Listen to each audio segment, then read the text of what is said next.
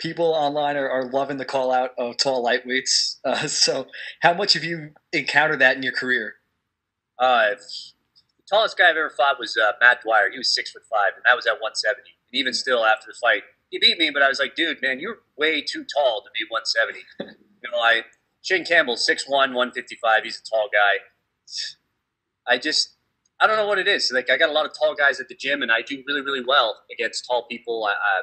The wrestling is almost negated because they got to get under me to take me down. And at 6'3", it's hard to get under me, and their body's just exposed all day. And I can just rip the guts. I love fighting tall people. I train with a lot of tall people, so it's just makes sense to call out those two tall guys. And once they lose to me, they can get the hell out of the division and go to 170. So, which of those two guys would you want to fight more? Uh, Luis Pena for sure. Right. It's the guy that comes to mind. And he's the most experienced. What is he? He's got more fights. The other guy's like 9-5. I don't know how he is doing in the UFC, but yeah, Luis Pena's got more fights, and I'll take that all day. Awesome. And this has been a long time coming for you. You're scrapping your way back to the UFC since 2014. So, how did you step into the octagon after that long journey? How was it? Yeah, to step in the octagon again after 5 years out. Oh, man. That's a dream. It's like a dream come true. I'm I'm waiting to wake up. Did my plane crash on the way here? Is this for real? Like, it's hard to explain. Like, this is just something that I've wanted. It's better than any birthday or Christmas. It's just, it feels so good. Like, it's just something that you've wanted your whole life, and that you finally got that win. And you know what? It's not enough. I want more wins. I feel like I should have been here for the last 7 years. Great. And had that opportunity come about, this is a short notice fight for you. Yeah.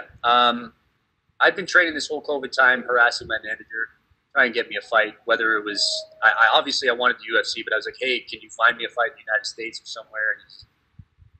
And just one day, he just messaged me. It was after a hard training session, and he goes, by the way, July 25th, 170 versus this guy, and it was Nicholas Dalby, and I had no idea who that was. I'm like, sure, is that UFC July 25th? He's like, yeah, well, who else is putting on fights? And I'm like, yeah, I'm down. He's like, no, you're doing it. I'm like, perfect. I'm just glad I've been training that whole time, and short notice or not, I was ready. And did the lack of fans help you at all, or like are you still waiting for that big crowd pop when you step back in your next fight?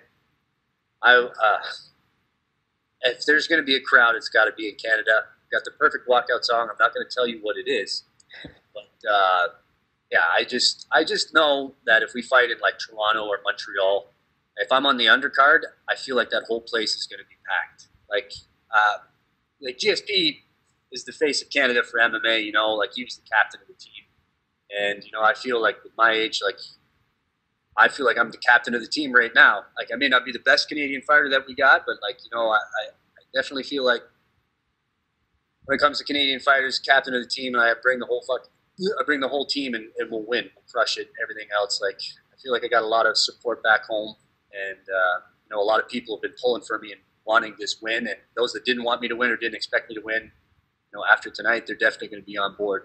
And it's Team Canada all the way. Like, we can't. Everybody's got to unite, like they did for Conor McGregor in Ireland. We got to do that for our Canadian fighters in Canada and bring it back, like they did for GSP. We can do that for everybody else. And I mean, you made it a perfect night for Canada. You and Tanner getting the stoppage win. Anderson, man, do you see that guy? Great. Yeah, great. This is in the front, party in the back all day. I freaking love Tanner Boser. He's a man. And for your fight, you had the rear naked choke was at a pretty awkward angle. So can you talk us through the finish? Yeah. So dropped him. And I was slamming some elbows down, and they were really making an effect. And believe it or not, I kind of like looked out, and I was like, "Oh, hello, mount." Slid into mount, and he didn't do a good job at grabbing me, which let me know that he was hurt. So when I started posturing up and throwing the bows, he turned, and he made the cardinal rule mistake. He's brown belt apparently in jiu-jitsu, but you don't. If you're going to turn to your side, you don't look up. And he looked up, and it was like slithery little snake, and got up in there, and I could feel his throat on my arm, and as soon as that happened, palm to palm, and just is all back muscle, and I could feel things crushing, and I was like, I don't care where this guy's going, I'm staying on his neck, and I'm not letting go. and he tapped. I love it. I don't need hooks. I don't need hooks. I don't need back position. You give me your neck, and I will take it home.